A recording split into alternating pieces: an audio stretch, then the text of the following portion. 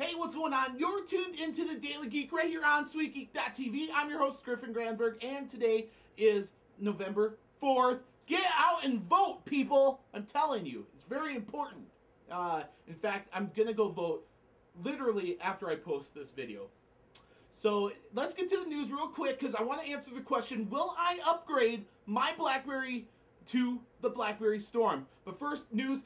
Yahoo and Google are looking to revise their deal, hopefully getting the DOJ to pass off on it. Of course, I'm still very against this deal. In fact, everyone that's joined that bandwagon of the don't let Google and Yahoo do this bandwagon is still saying no good on this. So that's how I'm staying.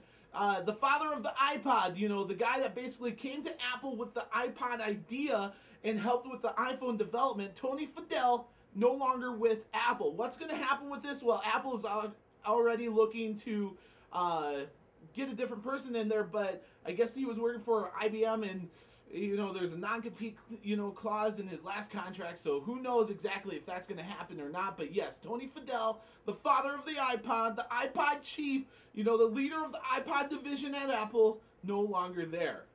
There might be a lot of Mac fanboys crying about that, actually. And another big news, no more Yahoo Live as of December 3rd. You may not even know about this service, but it's actually one of the coolest services I thought Yahoo was working on. It was live video, and you could do live video conference chatting type things. It just didn't, I don't think it didn't get big enough, but kind of sad to see it go, but there are plenty of video sites available for me to post live video if I wanted to do so. So it's not going to hurt anything if it's gone. And the last story, before I answer, will I upgrade to the Blackberry Storm? 19% of mobile users in the U.S. are using smartphones. That's right, that's what the study from the Kelsey Group said, which leads me into the question, will I upgrade my Blackberry Curve on the Verizon Wireless Network to the Blackberry Storm, of course, on the Verizon Wireless Network? Now, I've always said that, some of these cool phones really come out on all these different markets, but I'm always saying, hey, the best thing that this phone could do is be on the Verizon Wireless Network. Because, especially the G1 from T-Mobile, I was like, man, this would be great if it was on the Verizon Wireless Network.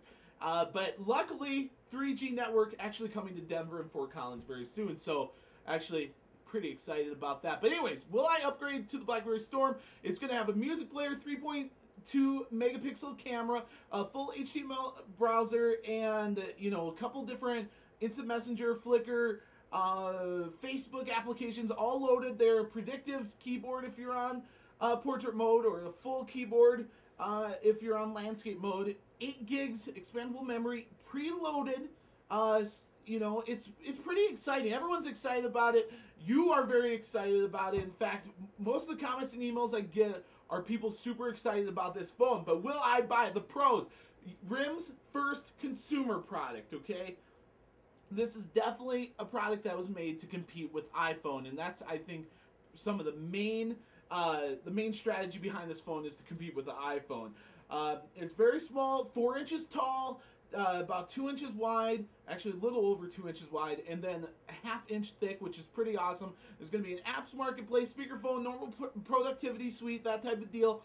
But here's the thing, is I think they're focusing on cool a little too much. The on-screen keyboard, I'm not a fan of that. In fact, I know a lot of iPhone people that love their iPhones and love Macintoshes that are saying that the on-screen keyboard really sucks. So, yeah, believe it or not, sometimes I can get a Mac fanboy to say something of Apple's not super up to par. Of course, they would never say that publicly, but anyways. So, will I upgrade? At first, look, I haven't been able to even touch one. I don't know the pricing. I don't know when it's coming out. In fact, no one really does. So, looking at all the different press stuff that we look at, I would probably say no. I know, it's kind of a bummer. I'm usually all for changing, upgrading. I got the Curve right away. But this phone, I just think it's all consumer-based, and by that I mean I do hundreds of email texting, phone, web browsing, all that stuff from my Blackberry, which I love, and it works amazing. I love the button pressing, them actually having buttons. But you know what? I will test it out and I'll see. And hey, if I like it, I'll definitely upgrade. But as it sits right now, probably not. I think for some people that are looking to get into their first smartphone, this is definitely going to be a good like in between, smartphone for you.